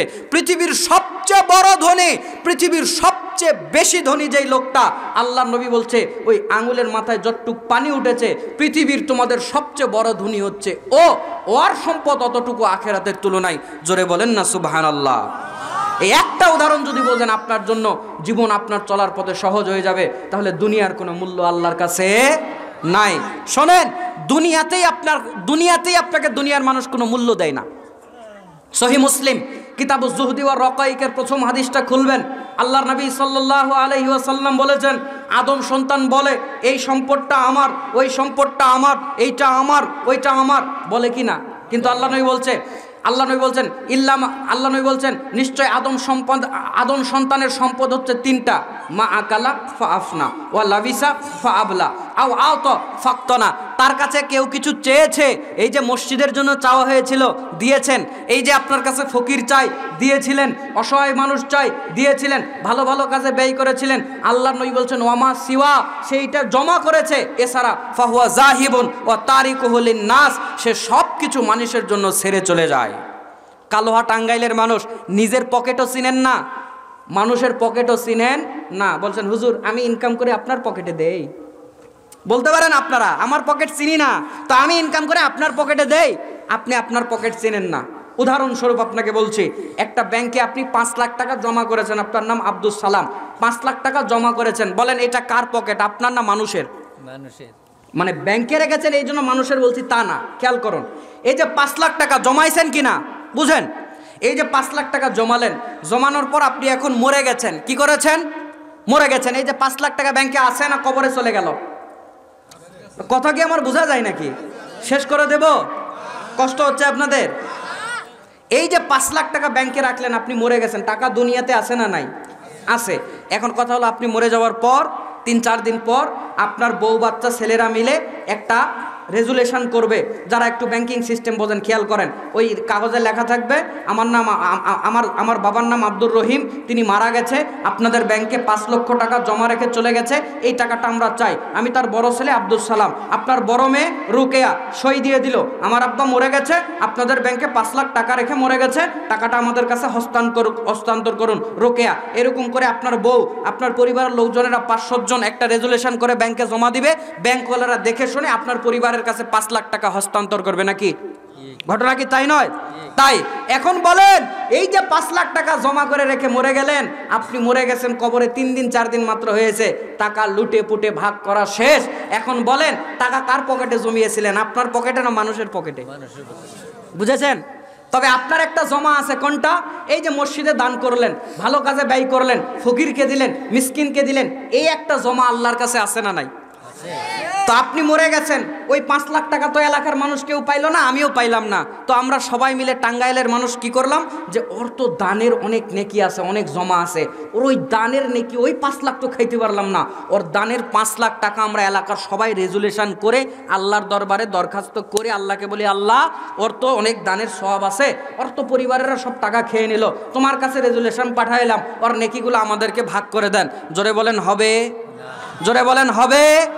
তাহলে বলেন ওইটা যেটা রেখেছিলেন ওইটা হচ্ছে আপনার পকেট, কেউ নিতে পারে না। ব্যাংকে যেটা রেখেছেন ওইটা মানুষের পকেট, মরার সাথে ভাগ করা শেষ। আদম সন্তান নিজের পকেটও চিনো না, মানুষের পকেটও চিনো না। মানুষ তোমার সঙ্গে মরার পরে কোনোদিন ভালো আচরণ করবে না। কিতাবুজ জুহদি ওয়ার রাকাইকের 3-4টা হাদিস পড়বেন, এই হাদিসও পেয়ে যাবেন। আল্লাহর নবী বলেছেন নিশ্চয় একটা মানুষ যখন মরে যায়, ইয়াতবাউল মাইয়িতা সালাসা, একটা মানুষ যখন মরে যায় তিনটা জিনিস তাকে অনুসরণ করে করে কবর পর্যন্ত যায়। ফায়ারজি উসনান, দুইটা জিনিস ফেরত আসে। ওয়ায়াবকা ওয়াহিদ, তার সঙ্গে কবরে একটা জিনিস থাকে। ইয়াতবাউহু আহলুহু ওয়া মালুহু ওয়া আমালু, তাকে অনুসরণ করে করে কবর পর্যন্ত তার আপনজনেরা যায়, তাকে অনুসরণ করে কবর পর্যন্ত তার বাড়ির সম্পদ যায়, তাকে অনুসরণ করে কবর পর্যন্ত তার নেক আমল যায়। তিনটা জিনিস যায়, দুইটা জিনিস ফেরত আসে, তার আপনজনেরা ফেরত আসে, তার সম্পদ ফেরত আসে। আল্লাহ নবী বলছেন ওয়ায়াবকা ওয়াহিদ, তার সঙ্গে মাত্র একটা জিনিস থাকে, তার নাম হচ্ছে আমল। কথা বুঝতে পেরেছেন? তাহলে কবরে একটা মানুষ গেলে কয়টা জিনিস যায়? তিনটা জিনিস যায়। এক, তার ভালো কাজ যায়। দুই, তার আপনজন যায়। তিন, তার কিছু মাল সম্পদ যায়। টাঙ্গাইলের মানুষ অনেকেই বুঝলো না, আপনজন কবর দিতে যায় বুঝলাম, কিন্তু আমল যায় তাও বুঝলাম, কিন্তু একটা মানুষের সম্পদ আবার কবরে যাওয়ার সময় কি যায়? জানাজার খাট। জানাজার খাট তো এটা খাসের জিনিস। ওর বাড়ি থেকে কবর খনন করার জন্য দুইটা কোদাল গেছে, এটা কার বাড়ির সম্পদ? ওর বাড়ির সম্পদ। মাটি তোলার জন্য দুইটা টুকরি গেছে, ঝুড়ি গেছে, আমাদের জয়পুরহাটের বাসায় গামলা বলে, ডিশ বলে, টুকরি বলে, ঝুড়ি বলে, যাই বলেন, ওটা গেছে, ওর বাড়ির সম্পদ। কবর খনন করতে করতে মোটা একটা আম গাছের শিকড় বেরিয়েছে, ওই শাবল দিয়ে কাটার জন্য বাসা থেকে একটা শাবল নিয়ে গেছে, এটা এর বাড়ির সম্পদ। আল্লাহর নবী বলছেন ওই যে তাকে এবার বাঁশ দিয়ে ঘেরা হবে, বেড়া দেওয়া হবে, বাড়ি থেকে দুইটা দাগ আছে বাঁশ কাটার জন্য, এটা তার বাড়ির সম্পদ। আল্লাহর নবী বলছেন আপনজনেরা যায়, দা কুড়াল খন্তা বাসা থেকে যায়, আপনজনেরা ফেরত আসে, ওর দা কুড়াল খন্তা পর্যন্ত ফেরত আসে, একমাত্র তার আমল ছাড়া কবরে আর কিচ্ছু তার সঙ্গে থাকে না। এসি বাড়ি, হিটারওয়ালা বাড়ি, হাই হাই, টাইলসওয়ালা টয়লেট, বাথরুম, অনেকের বাড়িতে আমরা দেখেছি ভাই এমন আধুনিক ব্যাপার সেবার, ওর মধ্যে যে কেমনে ঢোকা লাগে। আমি পাবনাতে এক জায়গাতে গেছি এক প্রোগ্রামে, এক বাড়িতে ওয়াশরুম ব্যবহার করার জন্য গেছি মাহফিলে প্রোগ্রামে, দরজা আর খোলে না, দরজা খোলে না। আমি কই এ কি বেকায়দা, দরজা খোলার কোনো ধাক্কাও দেওয়ার কিছু হয় না, কিছুই হয় না, আমার আর মাথায় খেলতেছে না। তো ওখানে হাঁটতে হাঁটতে চলতে চলতে দেখলাম দুইটা পা দানি আছে, বুঝছেন, মানে পা দেওয়ার দুইটা দাগ আছে, জায়গা মতো পা পড়ে গেছে, দরজা এমনি খুলে গেছে। আমি কই যারে বাপ রে বাপ, এই টয়লেট কবে বানাবো, কবে এটা ইউজ করবো, অটোমেটিক। আল্লাহ বলতেছে তোমার বানানোও লাগবে না, ইউজ করা লাগবে না, বানাবে ওরা, ব্যবহার করবে তোমরা। বোঝেন নাই মনে হয়? বহু কম্বল আছে, বহু জায়গা আছে, মানুষ আগে হুজুরকে দিয়ে বলে আগে হুজুর ওই কম্বলে থাক, তারপর জামাইরে থাকতে দেব। জোরে বলেন ঠিক কিনা? এরকম নিয়ত থাকে না? তো আমি বলছি আল্লাহ এমন টয়লেট কবে বানাবো, কবে ইউজ করবো? আল্লাহ মনে হয় বলে তুই বানানোও লাগবে না, কিছু করা লাগবে না, ওরা বানাবে, তোরা ইউজ করবি। যাই হোক, যে কথা বলছিলাম, এই যে এত কিছু বানিয়েছেন, আল্লাহ বলছে সব ছেড়ে কবরে যেতে হবে, কোনো কিছু তোমার সঙ্গে থাকবে না। তাহলে বুঝতে পারছেন দুনিয়ার কোনো মূল্য আছে? ও টাঙ্গাইলের মানুষ, একটু কি কথা অন্তরে ঢোকে? দুনিয়ার কি কোনো মূল্য আছে? নাই। আরো কথা সামনে নিয়ে যাই, চলেন দেখেন, আরো ভালো লাগবে। আল্লাহর নবী বলেছেন, এই হাদিসটা আপনি পেয়ে যাবেন 2337 নম্বর হাদিস, তিরমিজি। আল্লাহর নবী বলছেন আদম সন্তানের যদি দুইটা সোনার পাহাড় থাকে, আদম সন্তান বলবে আরেকটা থাকলে ভালো হতো। আদম সন্তানের যদি তিনটা থাকে, বলে আরেকটা থাকলে ভালো হতো। আল্লাহর নবী বলছেন ইল্লা তুরাব, কবরের মাটি ছাড়া ওর এই চাওয়া কোনোদিন বন্ধই হবে না। 2336 নম্বর হাদিস, তিরমিজি। সময় অল্প, শুধু দলিল বলছি, কোরআন হাদিস বলছি, কষ্ট হচ্ছে? কোরআন হাদিসের দলিল ছাড়া কোনো কথা শোনা যাবে? কোনো আমল করা যাবে? আরেকটা কথা মনে পড়ে গেছে, বলেই নেন, যদি কোরআন হাদিসের দলিল প্রমাণ ছাড়া কোনো কথা বলেন আর কোনো কাজ করেন, কোনো আমল করেন, আপনি আল্লাহকে মানেন না, ওই ব্যক্তিকে মানেন। কথা বুঝতে পেরেছেন? আপনি আল্লাহকে মানেন না, ওই ব্যক্তিকে মানেন। বলছেন হুজুর একটু হিসাব ভালো করে মিলাই দেন তো, ভালো করে বুঝলাম না। আমার ভাইরা, ধরেন একটা মানুষ আপনাকে জিকির দিল, এই যে কিছুদিন আগে দেখবেন জিকির করে মুর্শিদ আমার হুজুরি সাহ, কি মহিমা জানে, গলায় লসি বানায় আস্তে আস্তে টানে, এমন সাউন্ড, তারপর হিমতে হিমতে না কি জানি বের করলো, ওই সাউন্ড আমি নাক দিয়েও বের করতে পারি না, মুখ দিয়েও বের করতে পারি না, ও কোন দিক দিয়ে বের করছে ওই ভালো জানে। তো এখন এই যে জিকিরটা করে, যদি বলেন হুজুর দলিল দেন, দলিল ছাড়া আমরা কোনো কথা মানি না, তখন বলবে আমাদের তরিকাতে আছে, দলিল তরিকা পর্যন্ত শেষ। বলবেন হুজুর দলিল দেন, বলে আমাদের আকাবিররা করেছে, দলিল আকাবির পর্যন্ত শেষ। বলেন হুজুর দলিল দেন, বলছে আমাদের ওই বুজুর্গরা করেছে, বুজুর্গ পর্যন্ত শেষ। যেই আমলের দলিল তরিকা পর্যন্ত গিয়ে শেষ হয়, যেই আমলের দলিল বুজুর্গ পর্যন্ত গিয়ে শেষ হয়, যেই আমলের দলিল কোরআন হাদিস পর্যন্ত পৌঁছায় না, ওগুলো আমল নয়, ওগুলো ডাস্টবিনে ফেলে দিতে হবে। কথা বলেন ঠিক কিনা? বলবেন হুজুর দলিল কোরআন আল করিম সূরাতুত তাওবা 9 নম্বর সূরা আয়াত নাম্বার 31 আল্লাহ বলছেন ইত্তাবিউ আহবারহুম ওয়া রুহবানাহুম আরবাবাম মিন দুনিল্লাহ। আল্লাহ বলছেন দুনিয়ার কত মানুষ আছে যারা তাদের পীর বুজুর্গদেরকে মানে ইহুদি খ্রিস্টানদেরকে লক্ষ্য করে আল্লাহ বলছেন তাদের পোপ পাদ্রীদেরকে তারা আল্লাহর জায়গাতে বসিয়ে দিয়েছে। কার জায়গাতে? আল্লাহর জায়গাতে। তো আল্লাহ কোরআন এতটুকু নাজিল করলেন,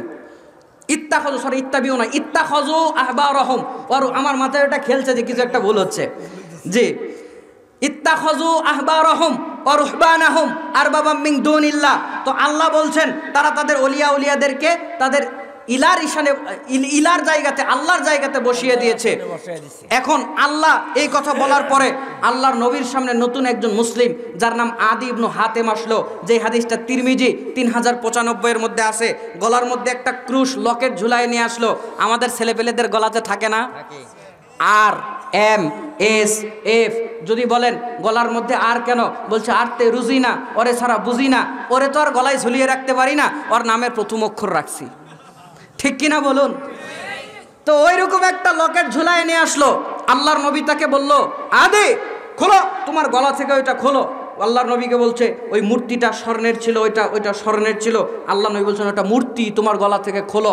খোলার পরে তিনি কোরআন বলার পরে কোরআনের তিনি আয়াতটি বললেন ইত্তাখাযু আহবারহুম ওয়া রুহবানাহুম আরবাবাম মিন দুনিল্লাহ। নিশ্চয় তারা তাদের উলিয়াদেরকে পীর বুজুর্গদেরকে তাদের পোপ পাদ্রীদেরকে আল্লাহর আসনে বসিয়ে দিয়েছে। আদি ইবনু হাতেম আল্লাহর নবীকে ডাক দিয়ে বলছে, তিনি তো আরবি মানুষ, আরবি বোঝেন, তাকে তো আর ব্যাখ্যা করে দেওয়ার দরকার নেই। তিনি বলছে আল্লাহর নবী নিশ্চয় আমরা তাদেরকে আমাদের আল্লাহ বলে মানি না, আমাদের ইলাহ বলে মানি না। তখন আল্লাহর নবী বলছে ওলা যেটাকে হালাল বলে তোমরা কি ওইটাকে হালাল বলে মেনে নাও? ওরা যেটাকে হারাম বলে তোমরা কি ওইটাকে হারাম বলে মেনে নাও? আল্লাহর নবী বলছে তা তো নেই। তো আল্লাহর নবী বলছে এইটাই হচ্ছে ওদের ইবাদত করা। সুতরাং যেই মানুষরা কোরআন হাদিসের বাইরে কথা বলে আর আপনারা মেনে নেন দলিল ছাড়া, ওরা ওই সমস্ত মানুষের ইবাদত করে, আল্লাহর ইবাদত করে না। ওই হুজুর যদি আপনার জন্য জান্নাত বানায়, ওই হুজুরের জান্নাতে যায়েন, আল্লাহর জান্নাতে আপনি যাওয়ার আশা করতে পারেন না। তাহলে দলিল প্রমাণ ছাড়া আমরা কোনো কথা শুনতে রাজি নয়। বলছিলাম দুনিয়ার কোনো মূল্য নাই। আলোচনাকে এবার গুটিয়ে নিচ্ছি। যারা শুধু দুনিয়া করবে আল্লাহ তাদের বিরুদ্ধে 3টা পরিকল্পনা করবেন। বিরুদ্ধে খেয়াল করুন, যারা শুধু দুনিয়ার পাগল আল্লাহ তাদের বিরুদ্ধে 3টা পরিকল্পনা করবেন। যারা আখিরাতওয়ালা আল্লাহ তাদের পক্ষে 3টা পরিকল্পনা করবেন। দলিল ইবনু মাজাহ 3 নম্বর খণ্ড 4105 নম্বর হাদিস। আল্লাহর নবী বলছেন মান কানাতিদ দুনিয়া হাম্মাহু, যেই মানুষের চিন্তা ভাবনার মধ্যে শুধু দুনিয়া কাজ করে, খাইতে যায় দুনিয়ার চিন্তা, মসজিদেও যায় দুনিয়ার চিন্তা, নামাজ পড়তে পড়তে দোকানের হিসাব, নামাজ পড়তে পড়তে পাওয়ার টিলারের হিসাব, নামাজ পড়তে পড়তে কত জায়গাতে পানি ছিঁচছে ওইটার হিসাব। জোরে বলেন আছে না নাই? আল্লাহর নবী বলছেন যেই মানুষ শুধু দুনিয়ার চিন্তা করে, মান কানাতিদ দুনিয়া হাম্মাহু ফাররাকাল্লাহু আলাইহি আমরাহু, আল্লাহ রাব্বুল আলামিন পরিকল্পনা করে ওই ব্যক্তির জীবনের কাজগুলোকে আল্লাহ হযবরল করে দেয়। 2 নম্বরে আল্লাহ বলছেন ওয়াজআলা ফাকরাহু বাইনা আইনাইহি, আল্লাহ রাব্বুল আলামিন পরিকল্পনা করে ওই ব্যক্তির চোখের সামনে অভাবকে ঝুলিয়ে রাখে। 3 নম্বরে আল্লাহর নবী বলছেন ওই মানুষটা দুনিয়া করার জন্য অনেক কিছু করে, অনেক দৌড়াদৌড়ি করে, কিন্তু আল্লাহর নবী বলছেন ইল্লামা কুতিবা লাহু, আল্লাহর তাকদিরে যা লিখে রেখেছে এর চাইতে বেশি ওই ব্যক্তি আর কোনো কিছু লাভ করতে পারে না। জোরে বলেন না নাউযুবিল্লাহ।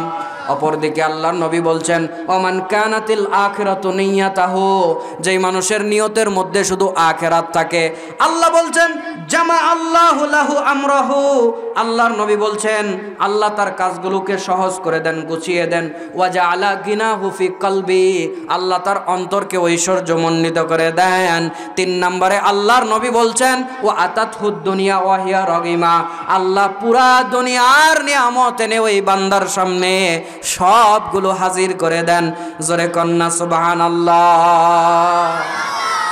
হাদিসটা খেয়াল করুন, আল্লাহর নবী বলছেন আল্লাহ যে শুধু দুনিয়ার পাগল, আল্লাহ ওর বিপক্ষে 3টা পরিকল্পনা করবে। কান খাড়া করেন ভাই, আজকের বক্তব্যের সব কথা ভুলে গেলেও এই কথা বলবেন না মা বোনেরা, কান খাড়া করুন, যে শুধু দুনিয়ার পাগল। আল্লাহ কি করবে? এক, ওর কাজগুলোকে হজবরল করে দিবে, কাজ গোছাতে পারবে না।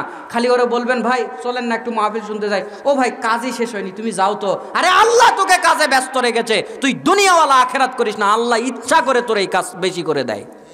2 নম্বরে আল্লাহ বলছেন ওর চোখের সামনে অভাব ঝুলিয়ে রাখি।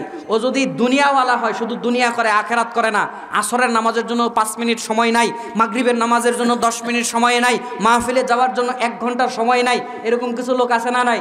আল্লাহ বলছে তোর চোখের সামনে অভাব ঝুলিয়ে রাখবো। মানে ওই লোকটা যদি মাসে 1 লক্ষ টাকাও ইনকাম করে, মাস শেষ হওয়ার আগে টাকা শেষ, আরো 20,000 টাকা ধার হবে।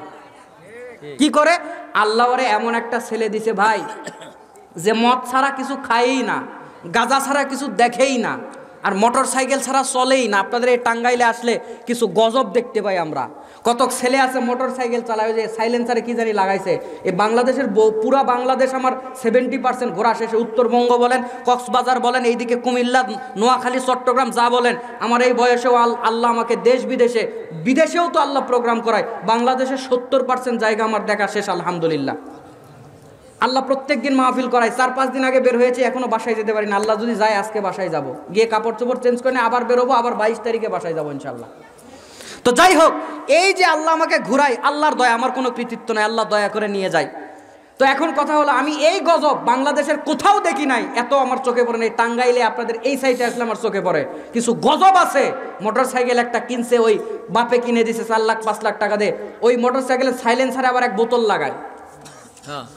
সাক্ষী দেন আপনারা, আমি বানিয়ে বলছি, আপনারা সাক্ষী দেন, আমি বানিয়ে বলছি। এ বলেন আমি বানিয়ে বলছি।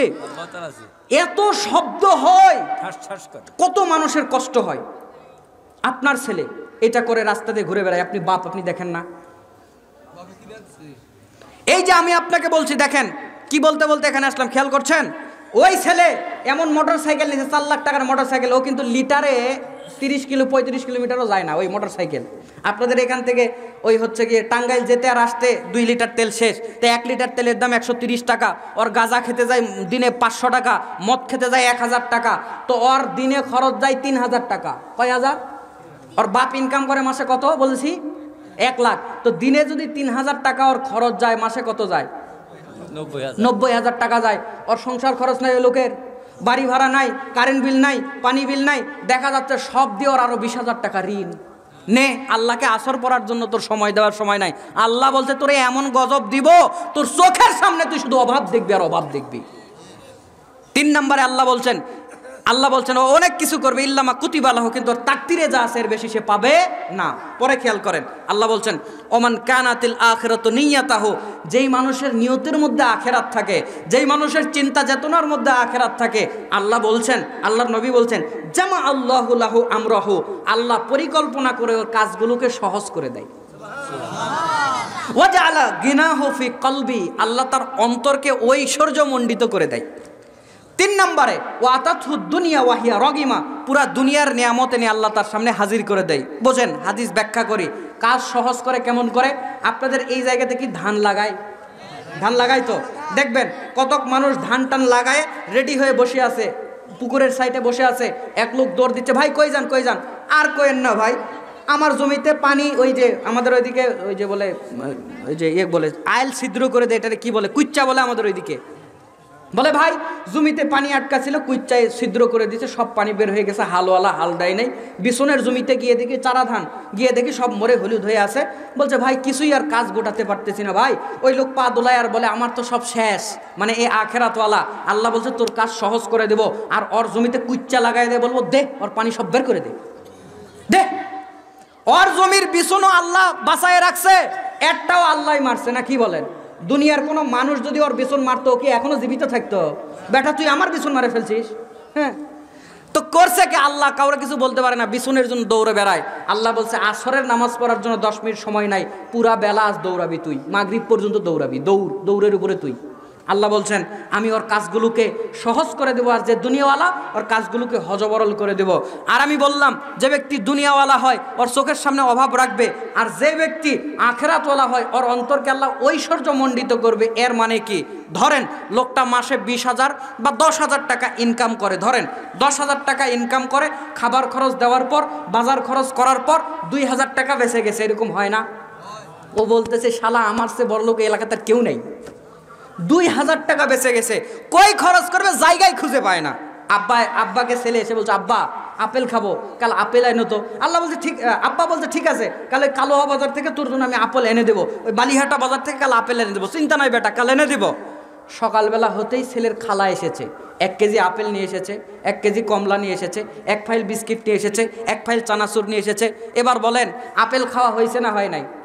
ওই 2,000 খরচ করা লাগছে? আল্লাহ বলছে করা লাগবে না, তোর যা আছে ওইটা তোর জন্য যথেষ্ট করে দেব। লোকটা বলছে যাই একটু হোটেলে অমুক জায়গাতে ভালো খিচুড়ি বিরিয়ানি পাওয়া যায়, যাই একটু খেয়ে আসি। গিয়ে এক বন্ধুর সঙ্গে দেখা, ক্লাস 10-এর বন্ধু, গল্প করতে করতে দুজনেই খিচুড়ি খেলো। বিল দেওয়ার সময় ওই লোক 1,000 টাকা ভাবছে দিয়ে একটু ভাঙাই, বলতেছে বন্ধু এই কাম তুমি করো না বন্ধু, বিলটা আমি দেই, এতদিন পর দেখা বন্ধু, বিলটা আমি দেই। দিতেই দিল না। ওর আপেল খাওয়া হয় টাকা ভাঙানো লাগে না, খিচুড়ি খাওয়া হয় টাকা ভাঙানো লাগে না। আল্লাহ বলছে তোরে যা দিছি তোর জন্য এটা যথেষ্ট হবে, তোর টাকা ভাঙানো নিয়ে তোর অত চিন্তা কেন, তুই খাবি কিন্তু তোর ভাঙ্গাও লাগবে না। সুবহানাল্লাহ বলেন না? তো আল্লাহ বলছে তোর অন্তরকে ঐশ্বর্যমণ্ডিত করে দেব, মানে যা আছে এটা তোর জন্য যথেষ্ট করে দেব, তোর অল্প থাকলেও অভাব তুই চোখে দেখবি না। 3 নম্বরে আল্লাহ বললেন ইল্লামা কুতিবালাহু, ওর ব্যাপারে বললেন যে ওর তাকদিরে যা আছে দুনিয়াওয়ালা এর বেশি পায় না। আর এর ব্যাপারে বলছেন আল্লাহ ওর সামনে পুরা দুনিয়া এনে হাজির করে দেয়। দুনিয়া এনে হাজির করে দেয় মানে কি? আপনি বলবেন তার সামনে কি সব আছে? ভাইজান আপনাকে ছোট্ট করে এর ব্যাখ্যাটা করি। সময় যে 12টা বেজে গেল, আপনাদের কি কষ্ট হবে? আর 15 মিনিট বলি, ভালোই লাগছে বলতে, আর 15 মিনিট বলি। থাকবেন তো আপনারা ইনশাআল্লাহ? দেখি কারা কারা থাকবেন, দেখি লিল্লাহে তাকবীর, লিল্লাহে তাকবীর।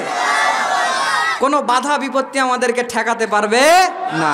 আসুক না যত বাধা, যত ঝড় সাইক্লোন, রাসূলের পথে মোরা চলবই।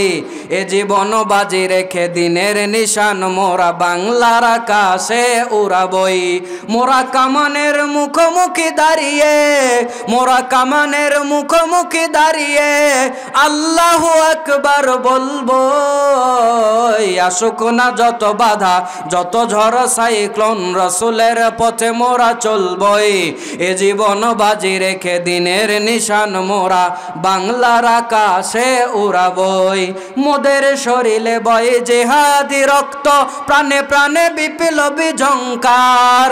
তাকবীরে তাকবীরে বাতিলের মসনদ, কত ভেঙে করেছি যে চুরমার, কত ভেঙে করেছি যে চুরমার। মোদের শরীরে বয়ে জিহাদি রক্ত, প্রাণে প্রাণে বিপ্লবী ঝংকার।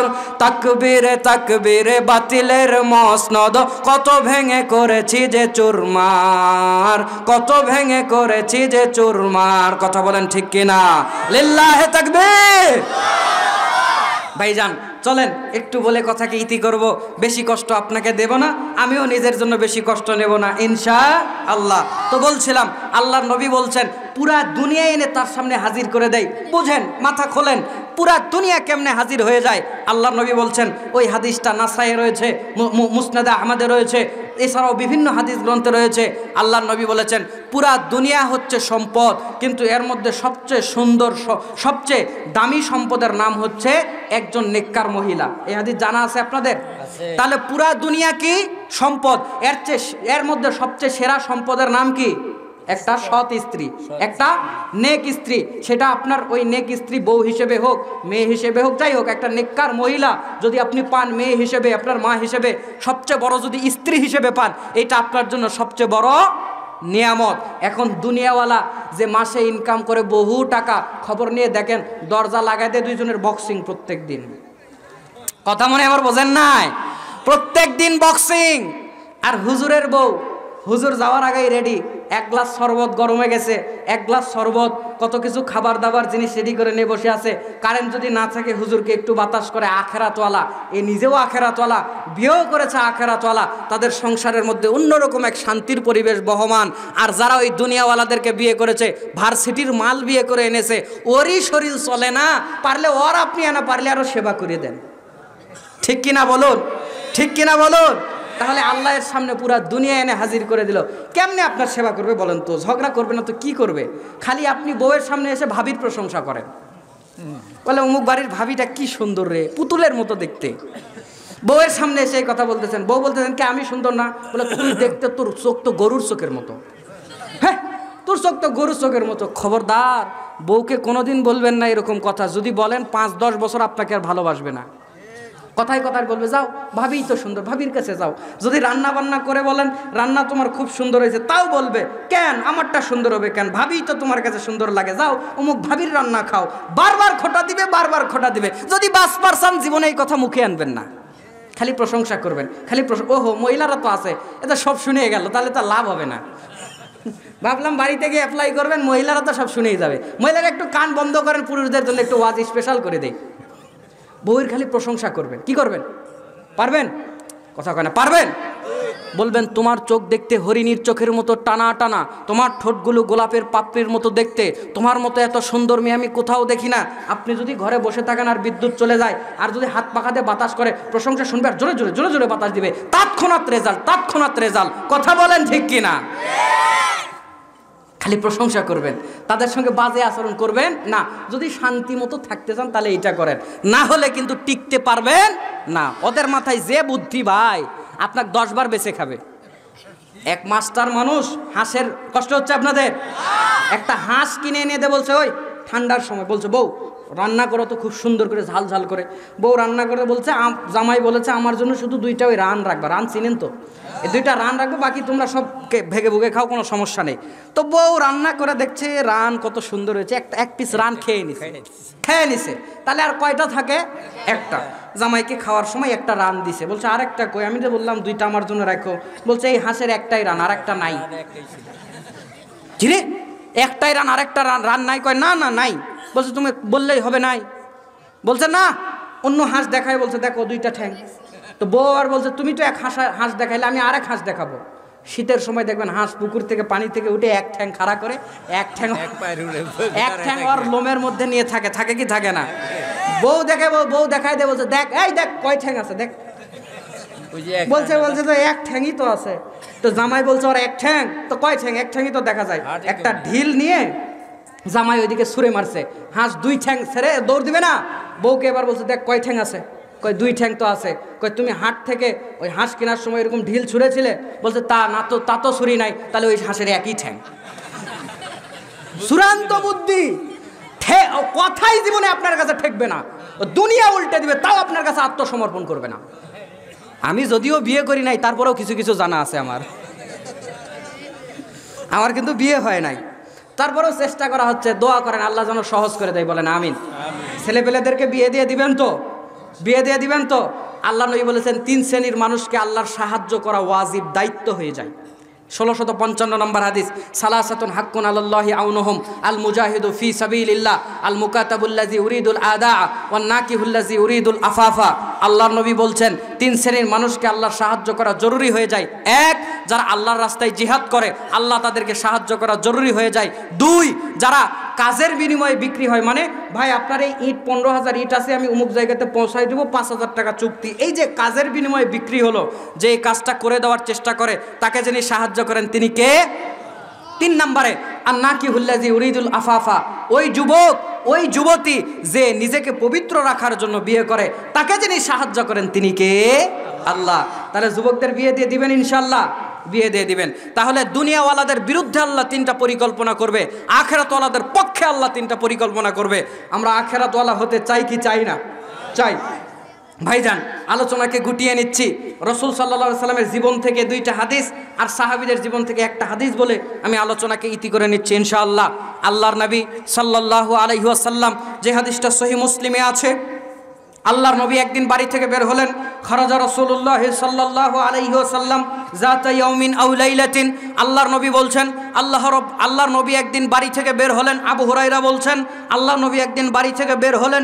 বাড়ি থেকে বের হওয়ার পর দিনে অথবা রাতে সময়টা বের হওয়ার পর তিনি দেখলেন যে আবু বকর খারাজা রাসূলুল্লাহ সাল্লাল্লাহু আলাইহি সাল্লাম যাতা ইয়াউমিন আও লাইলাতিন ফাইজা হুয়া বি আবি বকরিন ওয়া উমর।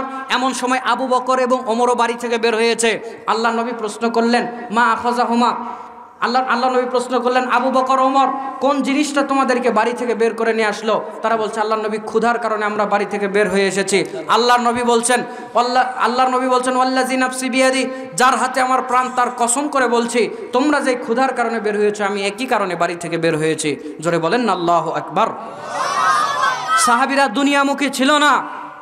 সহিহ মুসলিম, সহিহ বুখারী, কিতাবুস সালাহ, বাবু নাউমির রিজালি ফিল মাসাজিদ, এই অনুচ্ছেদে একটি হাদিস রয়েছে।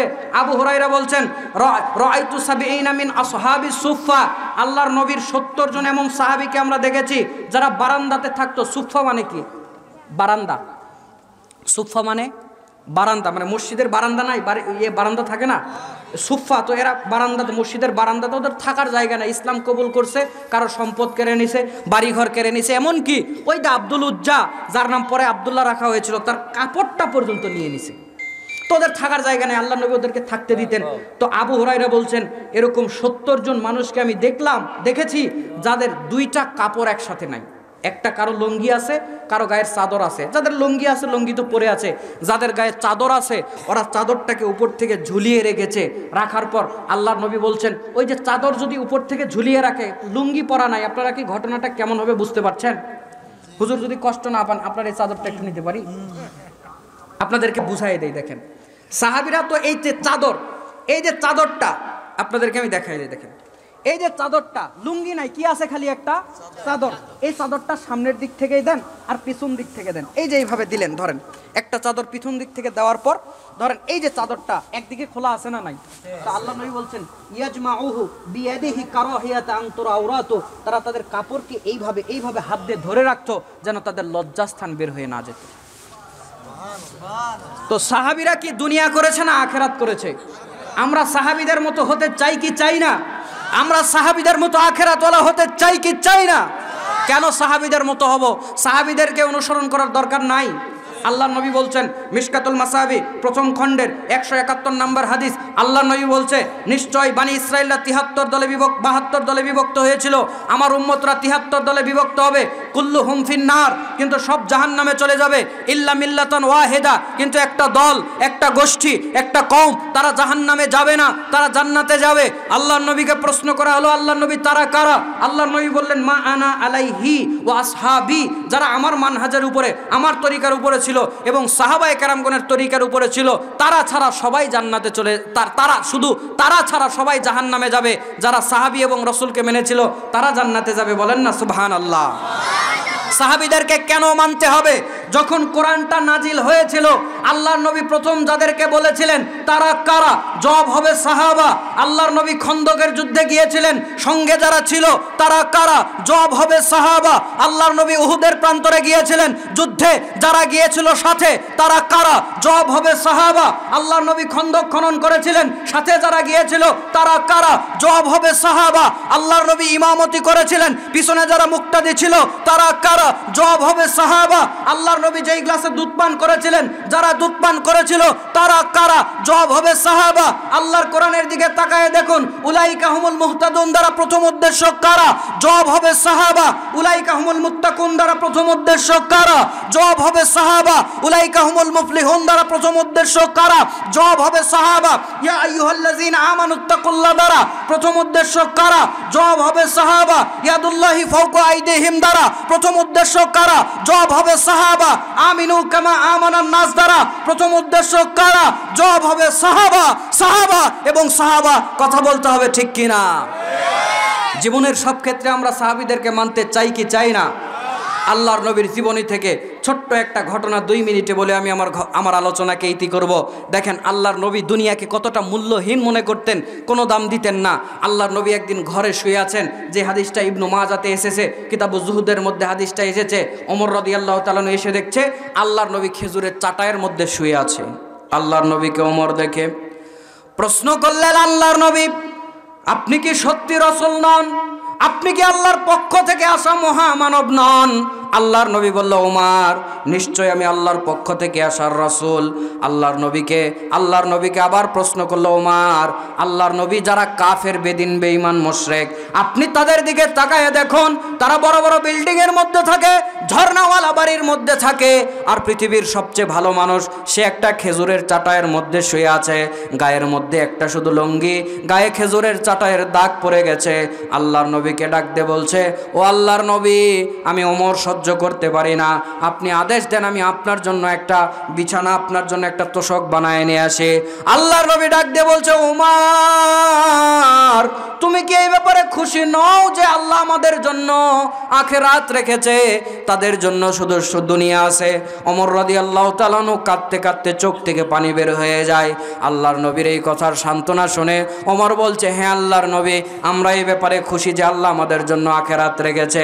আল্লাহর নবী সান্ত্বনা দিয়ে বলছে, ওমর আল্লাহ আমাদের জন্য তাদের দুনিয়ার চাইতে আমাদের সম্মানের আখিরাত রেখেছে, সুতরাং দুনিয়াওয়ালা হয়েও না, আমরা আখিরাতওয়ালা হয়ে যাই।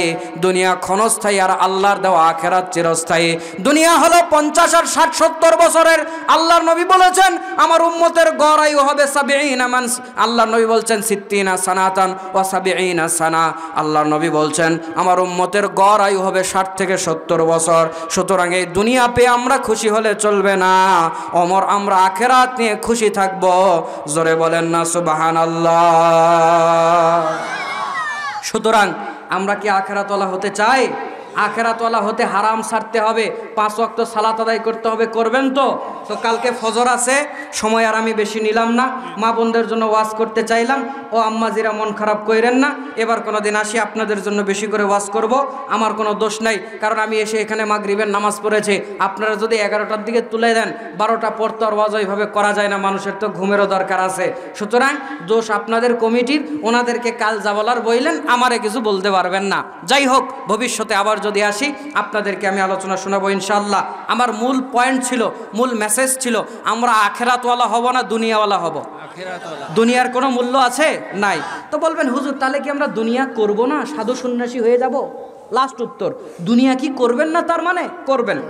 কতটুকু করবেন? আল্লাহ বলছেন লাকাদ খালাকনাল ইনসানা ফি কাবাদ, সূরা বালাদে আল্লাহ বলছেন মানুষকে আমি পরিশ্রম নির্ভর করে সৃষ্টি করেছি, কাজ করবেন এটাই ঠিক, কিন্তু কতটুকু?